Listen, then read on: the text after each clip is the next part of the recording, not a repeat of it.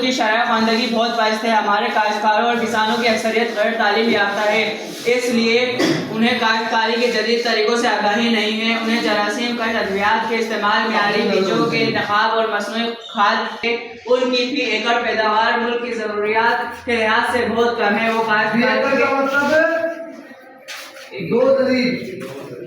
اس کے لیے ان کی ضروریات بہت کاشتکاری کے صرف ان روایتی طریقوں پر یقین رکھتے ہیں جو انہوں نے اپنے بزرگوں سے سیکھے۔ نمبر 2، کاشتکاروں کی بڑھتی ہوئی تعداد۔ زراعت پر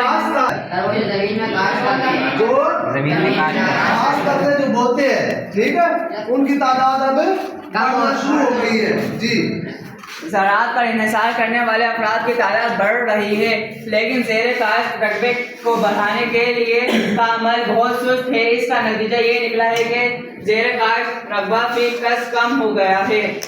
یعنی پہلے ان کے پاس بہت زیادہ رقبہ تھا، ایکڑ کے حساب سے تھا، لیکن جیسے جیسے کاشتکار بڑھتے گئے تو لازمی ہے وہ بھی کم ہو گئے۔ نمبر 3، غیر مشینی کاشتکاری۔ ہمارے کسان اور کاشتکار آج بھی لکڑی کے بل، گوبر کی کھاد، غیر تصدیق شدہ مقامی بیج اور کاشتکاری کے قدیم طریقے استعمال کر رہے ہیں۔ یہی وجہ ہے آگے چلیں، بسم آپ پڑھیں۔ غیر مشینی کاشتکاری۔ ہمارے کسان اور کاشتکار آج بھی لکڑی کے ہل، گوبر کی کھاد، غیر تصدیق شدہ مقامی بیج اور کاشتکاری کے قدیم طریقے استعمال کر رہے ہیں۔ یہی وجہ ہے کہ فی ایکڑ پیداوار میں اس کے باوجود اضافہ نہیں ہو رہا ہے کہ ہمارے کسان انتہائی محنتی اور جفاکش ہیں۔ مشینی کاشتکاری اختیار نہیں کی گئی ہے۔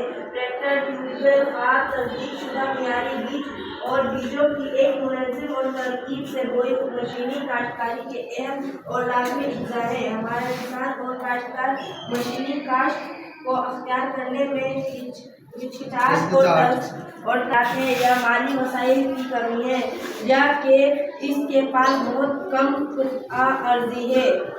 شاکر آپ پڑھیں آگے۔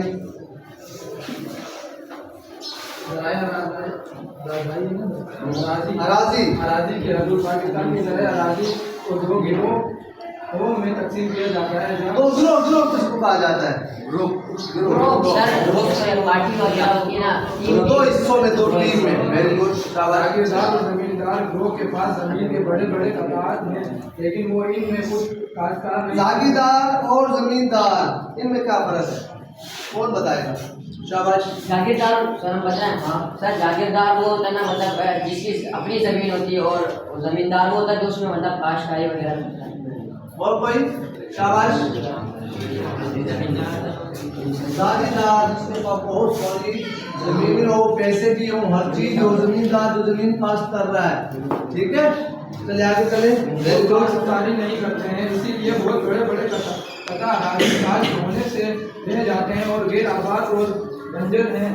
دوسرا گروہ وہ ہے جس کے پاس نہری پانی سے کاشت شدہ زمین ہے، لیکن یہ زمین 12 تا 15 ایکڑ کی خاندان سے زیادہ نہیں ہے۔ وہ ان چھوٹے قطع اراضی پر مشینی کاشتکاری اختیار نہیں کر سکتے، اور مشینی کاشتکاری کے بغیر پیداوار کم ہی رہے گی۔